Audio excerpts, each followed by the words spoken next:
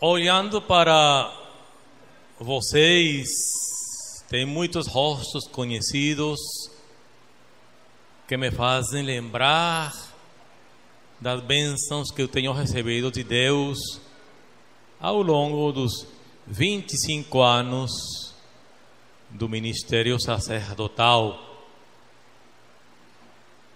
Mas antes de falar nesses 25 anos, quero, à luz da palavra de Deus, também iluminar este momento da minha vida. O Evangelho nos fala, antes de tudo, na obediência à palavra do Senhor. A passagem que temos escutado é tirada da conclusão do Sermão da Montanha. E nela, Jesus previne contra a presunção de se salvar apenas pela invocação do nome divino ou em virtude de ações carismáticas, talvez extraordinárias. E ele nos diz que é preciso acompanhar as orações e as palavras com uma vida coerente, com a prática da caridade. E esse tem sido, eu considero, um dos maiores desafios ao longo da minha vida como sacerdote. Porque eu tenho consciência de que aquilo que eu prego para os outros, aquilo que eu falo para os outros, eu tenho que falar e pregar para mim mesmo. E tentar levar à prática também. Porque senão, não adianta. Não adianta eu falar muito bonito, não adianta eu fazer discursos, pregações muito bonitas diante das multidões, se com a minha vida não sou coerente. E o Senhor nos fala de duas maneiras de escutar a sua palavra.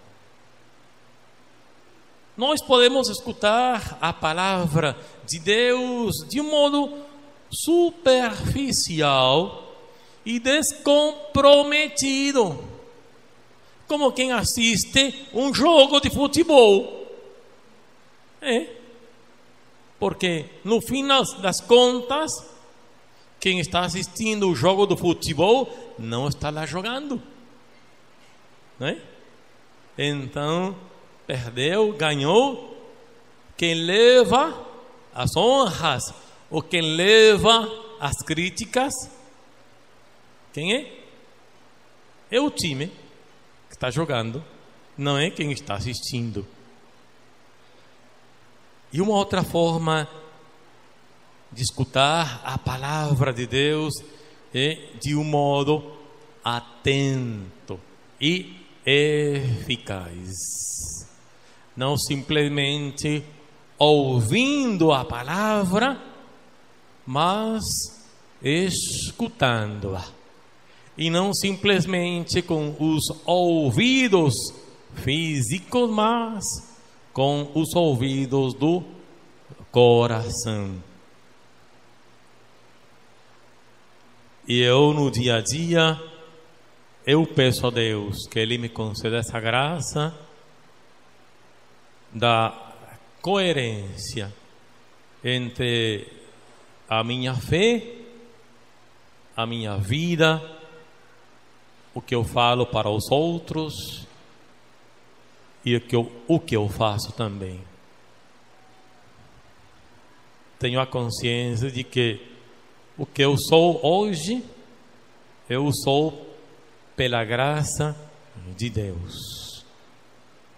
Por isso eu gostaria também de lembrar alguns fatos, alguns pontos marcantes do que eu chamo a história do amor de Deus na minha vida.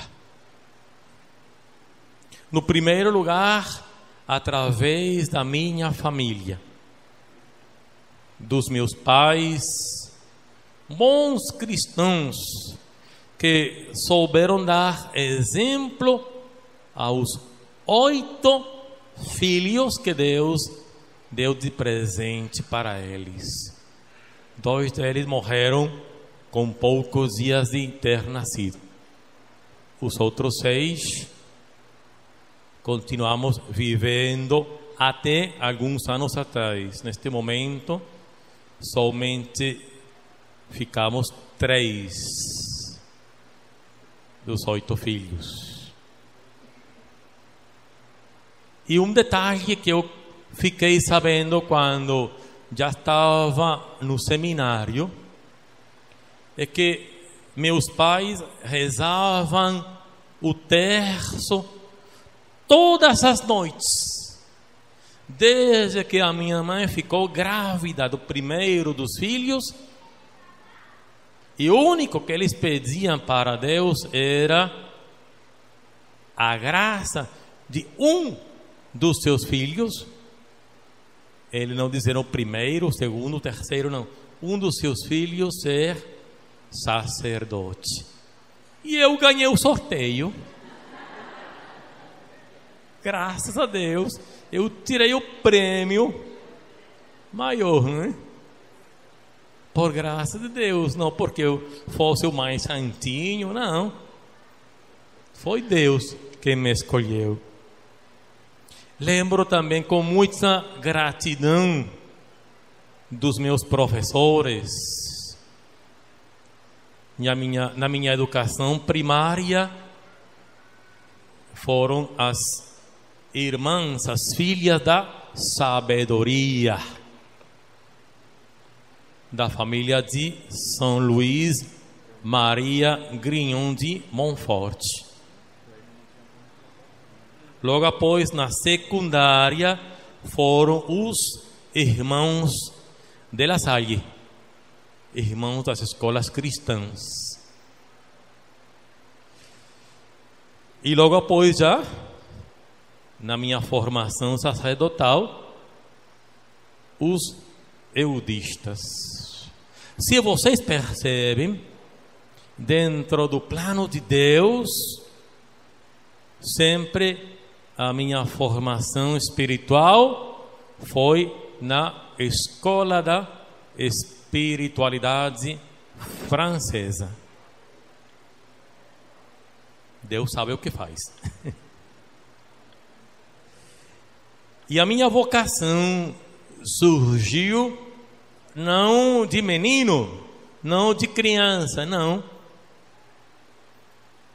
Quem a gente achava de criança que ia ser padre era meu irmão mais novo. Ele brincava de celebrar missa quando ele tinha uns 5 anos, eu tinha 10. E eu era o sacristão, o coroinha. Eu ajudava ele. E as irmãozinhas, amigas, e os padres amigos, eles diziam: o Eduardo, assim chama meu irmão mais novo, o Eduardo vai ser bispo. E chamavam eles de bispo. Mas Deus quis uma outra coisa, né? Ele casou, tem um filho, tem a sua família. E o coroinha chegou a ser o padre. Então, são os caminhos de Deus. É a graça de Deus. E a minha vocação surgiu mesmo no contexto da renovação católica carismática na Colômbia, em Bogotá. E germinou com a visita do Papa João Paulo II à Colômbia no ano 86. Eu estive lá com um mundo de jovens no encontro do Papa com a juventude, lá no estádio El Campín de Bogotá. E eu lembro muito bem quando o Papa disse naquela época: sejam o sal da terra. Mais ou menos ele falava desse jeito. Sean la luz del mundo. Desta terra da Colômbia, deste mundo latino-americano ao que vocês pertencem. E essas palavras do hoje São João Paulo II ficaram muito bem gravadas, não somente na minha memória, mas no meu coração. Ele disse essas palavras na quarta-feira, 2 de julho do ano 86.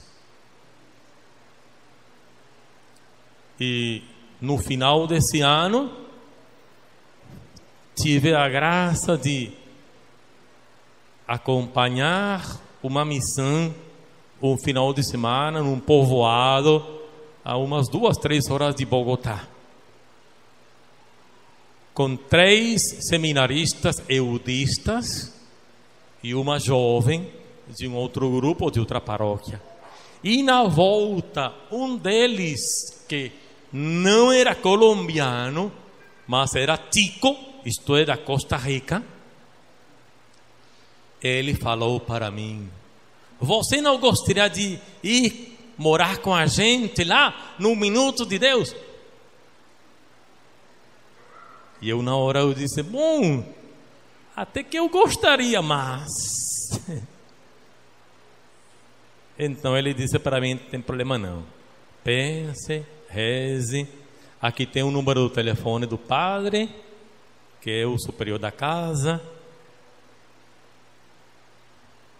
Se você quiser, ligue para ele. Pense, imagine vocês como foi que eu fiquei, sem saber o que fazer. Mas eu fiquei orando uns 2, 3, 4 dias, e Deus colocou no meu caminho um homem. Não perguntem como chamava aquele homem. Eu não soube, nunca soube. Era um homem que tinha encontrado no restaurante onde eu almoçava, porque eu estava fazendo faculdade de engenharia civil lá em Bogotá. E eu morava não com a minha família, porque a minha família não é de Bogotá, mas com uma família que alugava na sua casa para estudantes, para universitários. E foi naquele homem que eu tive a confiança de lhe falar o que estava acontecendo comigo. E eu falei para ele: olha, me fizeram esse convite. E a minha surpresa foi muito grande quando ele respondeu: pois é, quando eu era mais novo do que você, quando eu tinha uns 11 anos, eu quis ser padre, eu quis ir para o seminário menor, mas a minha família não tinha o dinheiro para me sustentar. Eu consegui uma bolsa, estudei direito, sou advogado, nunca casei, e até hoje eu estou com a dúvida se essa era a vontade de Deus, que eu fosse padre. Vocês estão lhe oferecendo a possibilidade de ir fazer uma experiência. Vai, faça, esteja lá 6 meses, 1 ano. Se achar que não é o seu caminho, agradeça vá embora, continue os seus estudos. Então eu pensei, isso só pode ser mesmo de Deus. E aí então eu fui falar com os meus pais, porque eu não tinha falado para eles nada. Eu não tinha falado para ninguém, nem sequer para o pároco da paróquia onde eu frequentava o grupo de jovens, que não era eudista. Não era eudista. Nem para ele eu tinha falado. Porque eu pensava, não, vou falar com ele e ele vai dizer, claro, venha para a comunidade da gente. E então fui falar com meus pais. E quando eu peguei meus pais sozinhos lá em casa, e eu falei para eles, pai e mãe, eu tenho que falar uma coisa muito importante para os senhores. Na hora, a minha mãe falou, meu filho, você vai para o seminário, né? Mas, rapaz, como é que pode? Mãe é mãe. E a mãe conhece o filho muito mais do que o filho imagina. Então diz, e quem contou para a senhora? Ninguém, mas eu sabia. Eu sabia. Meu pai simplesmente disse, vamos falar, meu filho. Vamos sentar um pouquinho. Você conhece muitos sacerdotes, porque a família tem sido muito amiga de sacerdotes. Você conhece sacerdotes que têm dado testemunho com a sua vida, mas também nós conhecemos sacerdotes que não têm dado testemunho. Se você, meu filho, acha que vai ser um bom sacerdote, vai para o seminário. Se não, continue fazendo a engenharia civil. Isso ficou bem gravado também na minha memória e no meu coração. E daí eu fui fazer uma experiência de um mês, logo após já comecei a formação. Eu estive fazendo desde janeiro de 87 até dezembro de 89 a etapa da filosofia, que hoje é chamada da etapa discipular, lá em Bogotá, na casa de formação El Minuto de Deus. Logo no ano 90, apesar do que tinham falado os meus formadores, eu pedi para o provincial da época me enviar a fazer um ano de estágio pastoral. Meus formadores tinham falado, não é preciso não, você já fez meia faculdade, você já sabe o que quer da vida. Mas eu falei, mas eu gostaria, se possível, de fazer esse estágio pastoral. E então fui enviado para o Equador. Eu passei lá um ano na paróquia São João Eudes, em Quito, ao norte do Equador. Depois voltei e do ano 91 até o ano 93 fiz a etapa teológica, que agora chama configuradora, também na casa de formação El Minuto de Deus. E em novembro do ano 93, sendo o provincial, o padre Diego Jaramillo, que muitos de vocês conhecem, eu fui falar com ele sobre a minha ordenação, e ele perguntou, ô Jaime, onde é que você quer ir trabalhar? Eu olhei para ele, não é onde eu quero, padre. Onde é que a comunidade está precisando de mim? Eu acho que a formação que eu tenho recebido dá para trabalhar, seja em paróquia ou em seminário.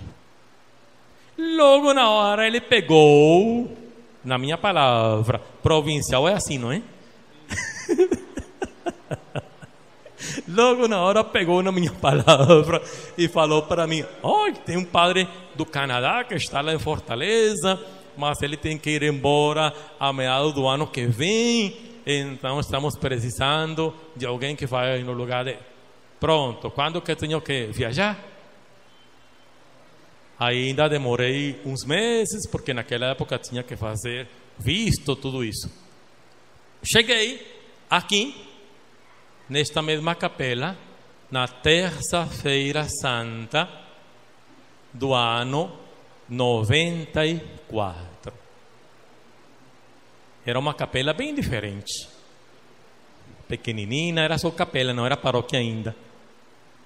Eu cheguei na madrugada e à noite os padres falaram para mim, o padre William já estava naquela época, estava na casa de formação, falaram para mim: vai com a gente para a capela e vocês vão fazer o quê?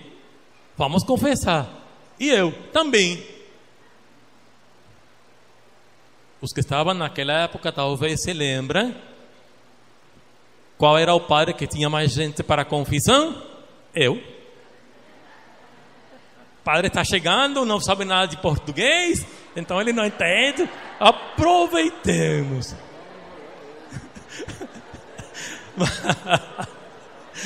Mas o pessoal não sabia que... Bom, eu não sabia mesmo de português, mas por isso mesmo eu fiquei escandalizado com algumas confissões. Claro, porque teve alguém que falou para mim, um homem falou para mim: padre, é que eu sou muito aperreado. Nossa!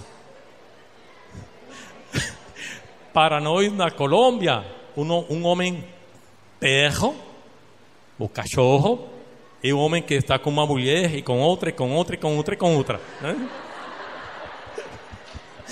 Imagina. E eu não vou falar nos outros pecados, porque vocês vão ficar mais escandalizados. Mas foi bom. Foi bom. Eu passei os primeiros 3 meses na casa de formação que tinha a comunidade, aqui perto da capela, aprendendo o português na marra. Na marra mesmo. Autodidata que chama, não é? Isso. E pela graça de Deus aprendi. E logo após já assumi a primeira missão, como já foi falado, como diretor espiritual do Seminário da Filosofia do Regional Nordeste 1, lá no Antônio Bezerra, na frente dos vizinhos mais tranquilos de Fortaleza, o cemitério. O cemitério. E naqueles primeiros 4 anos recebi muitas bênçãos de Deus, através do santinho, o padre Paulo Milsan. Muitos de vocês conheceram ele e o chamavam de santinho. Através dele eu entrei em contato com as equipes de Nossa Senhora. Também naquela época eu estive em contato com a comunidade Anuncia-me, porque tanto a Lúcia Negreiros como outro da comunidade eram associados. E nós estamos aqui no Brasil é por essa comunidade. E particularmente pela Lúcia, que foi quem abriu a boca para o cardeal naquela época e disse: tem uns padres eudistas lá na Colômbia que são bons formadores. E o cardeal acreditou na palavra dela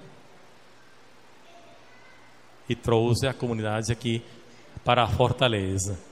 E abriu-se a porta para trabalhar no Brasil.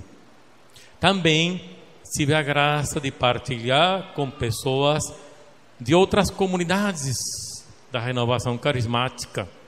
Por exemplo, o Shalom.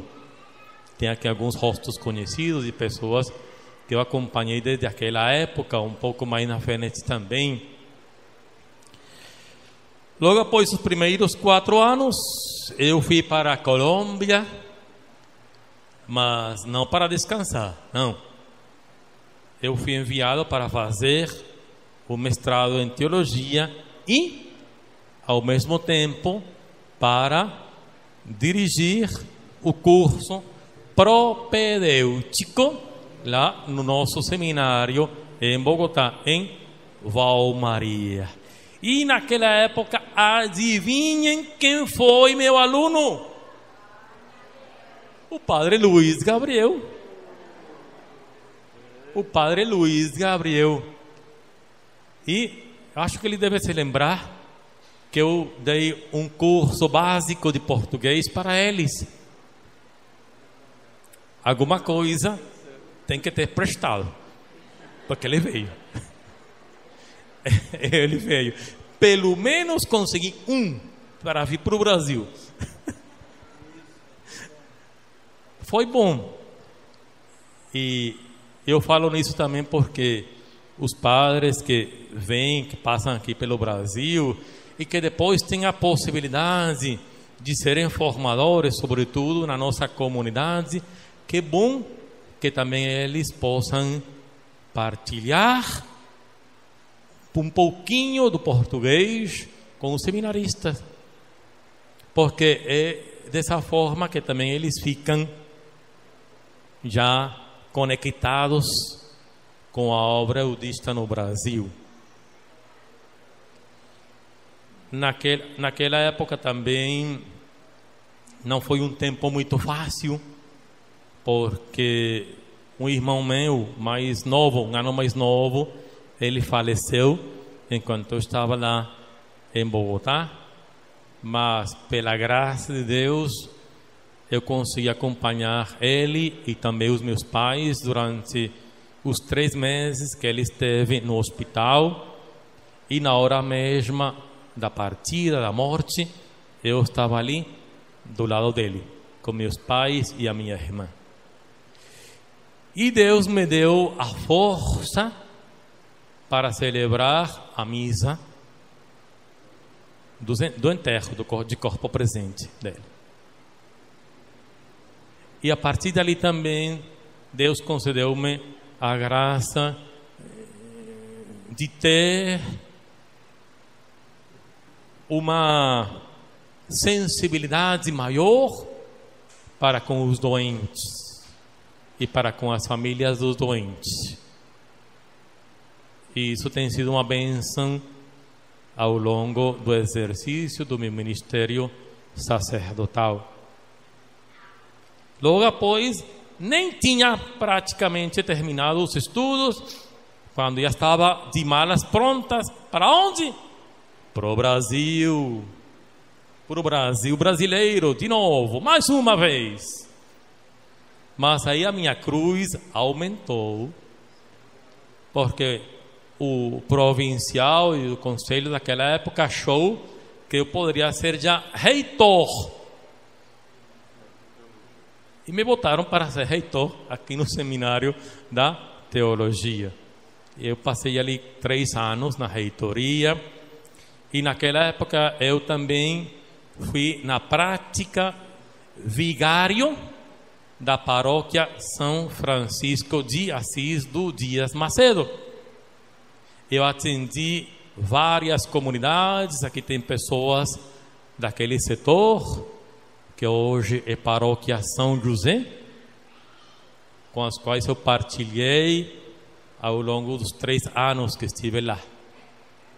Além de partilhar também com as irmãs do Carmelo, as irmãs Doroteias, e um bocado de gente que chegava lá no seminário, e as equipes de Nossa Senhora, que eu sempre acompanhei ao longo do tempo que eu estive aqui no Brasil. Logo após, estando tranquilo aí no seminário da teologia, na visita do provincial, ele falou para mim: "Oi, Jaime, o Conselho Provincial tem pensado na possibilidade de enviar você a Roma para estudar. Na hora passou pela minha cabeça, é uma graça que se eu deixar passar, não volta. Não volta. Então na hora eu falei, tudo bem, aceito. E eu fui, e pela graça de Deus foram 2 anos também muito, muito abençoados. Eu estive fazendo o doutorado em teologia patrística lá em Roma. Providencialmente foram os 2 últimos anos da vida de João Paulo II. Então, para mim também foi uma experiência muito positiva na minha vida, ainda que eu estive somente estudando. Nós não tínhamos lá pastoral. Só nos tempos das férias que nós fazíamos alguns estágios, íamos ajudar em alguma paróquia. Logo após, mais uma vez, para o Brasil. Aí foi quando eu vim como pároco aqui para a paróquia São João Eudes, que eu também tinha ajudado para o processo da criação desta paróquia pela graça de Deus. E passei somente 1 ano e meio aqui nesta paróquia. Mas também tenho lembranças muito boas das comunidades, que naquela época eram somente 4 comunidades, agora são 5 as que fazem parte desta paróquia.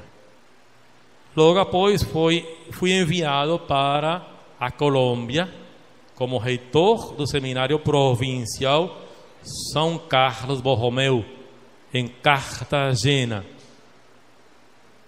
E no final desse ano falaram para mim, estamos precisando do Senhor para ir mais uma vez além fronteiras.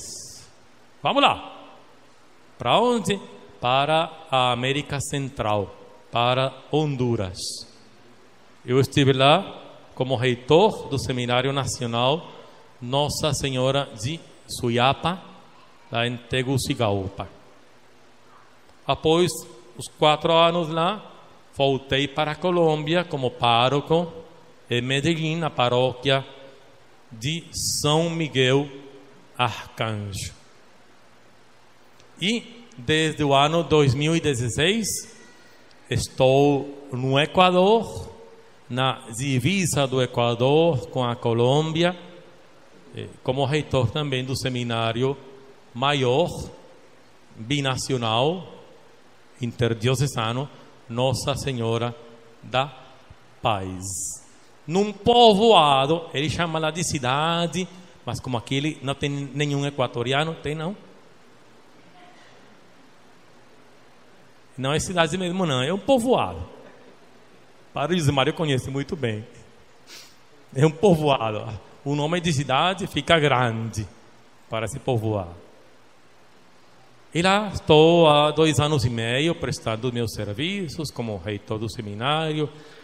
Além disso, também o padre José Mário e o Conselho Provincial inventaram desde o ano passado que eu ficasse também como responsável do seudista lá no Equador por 3 anos. Já em agosto vou fazer o 1º ano, então ainda tenho mais 2 anos. E tenho falado tudo isto porque, sobretudo, para lembrar de muitas bênçãos que eu tenho recebido ao longo desses 25 anos. E a conclusão, uma das conclusões que eu tenho tirado de todo esse tempo, e que eu tenho partilhado já com algumas pessoas, é que as pessoas não chegam à nossa vida por acaso, mas é Deus quem coloca as pessoas na nossa vida. Ele coloca no nosso caminho e na nossa vida, por uma parte, as pessoas através das quais Deus quer nos manifestar a sua misericórdia, através das quais Deus quer nos ajudar, nos encorajar no momento difícil da nossa vida. E ao mesmo tempo, Deus coloca em nossa vida e em nosso caminho aquelas pessoas para as quais Deus precisa que nós sejamos também canais da sua misericórdia. Ou como falava São João Eudes, missionários da misericórdia divina. Não se esqueça nunca disso. Não se esqueça nunca disso. As pessoas que chegam na sua vida, na vida de vocês, não chegam por acaso. E por isso é muito importante permanecermos sempre atentos para perceber o que é que Deus quer nos falar através dessas pessoas. O que é que Deus quer nos pedir também através dessas pessoas. Dessa forma, a gente vive feliz, porque pelo menos tenta fazer em tudo a vontade de Deus. Amém.